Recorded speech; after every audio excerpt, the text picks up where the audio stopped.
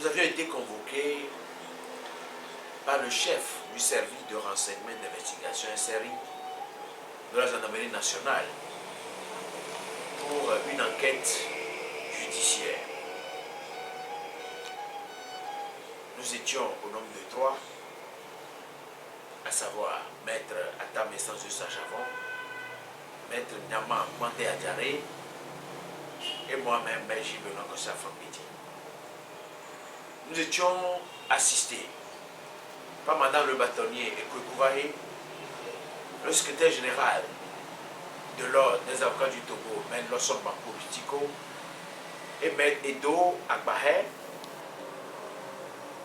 Et lorsque le capitaine Akapo était arrivé un peu au-delà de 9 heures, il a appelé Madame le bâtonnier de venir le voir dans son bureau. Entre-temps, Madame le bâtonnier est revenu nous voir qu'il faut qu'on parte, qu'on la suive pour aller au parquet. Et effectivement, nous sommes partis au parquet et nous avons été reçus par le procureur de la République qui nous a dit qu'il a demandé au capitaine Akapo de surseoir à notre convocation. Donc je voudrais vous dire que dans ces conditions, nous n'avons été auditionnés ni au SRI de la gendarmerie nationale, ni au parquet d'instance. Jusqu'au jour d'aujourd'hui, nous ne savons pas pourquoi nous avons été convoqués au service de renseignement et d'investigation. Donc nous attendons qu'on nous notifie ce pourquoi nous avons été convoqués.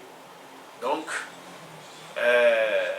dans tout le cas, ce qu'il faut savoir, c'est que beaucoup de nos responsables, beaucoup de nos militants ont été arrêtés dans le cadre de ce qui s'est passé à Kara et à Lomé.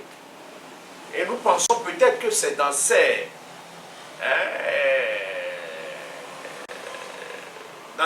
cadre-là que nous sommes également convoqués. Mais on ne peut pas mettre les charrues devant les bœufs. Nous attendons voir ce que ça va donner.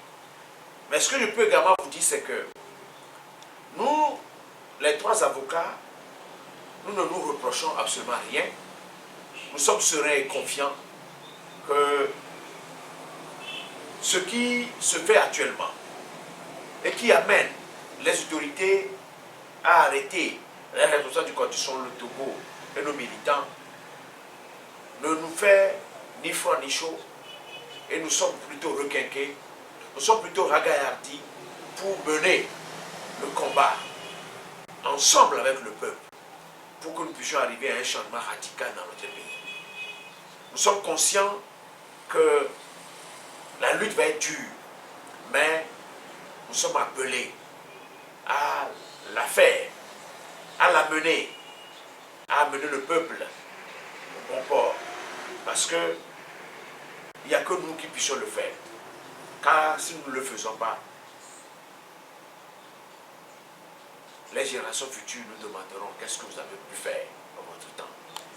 Le pouvoir profite de cette situation que nous vivons actuellement pour organiser les élections dans des conditions chaotiques, dans des conditions regrettables, alors que nous avons à un moment donné demandé que des institutions, des réformes institutionnelles et des réformes constitutionnelles soient faites.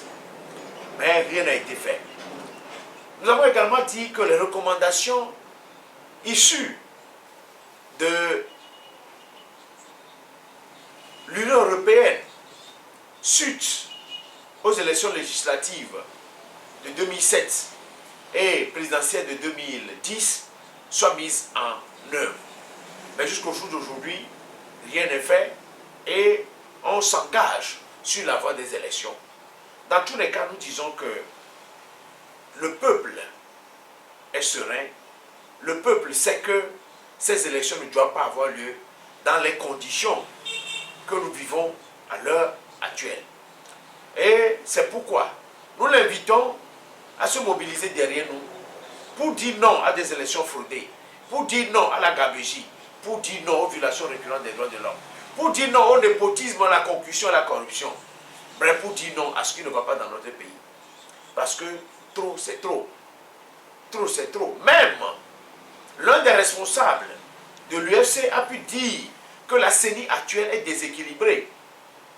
Comment est-ce qu'on peut aller à des élections avec une CENI incomplète et déséquilibrée, au dire même de ceux qui se sont joints au pouvoir en place? Nous disons en cela qu'il y a problème.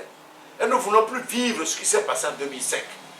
Mais si les gens veulent encore amener ce peuple à l'abattoir, ceux-là, ils seront tenus responsables pour tout ce qui adviendra.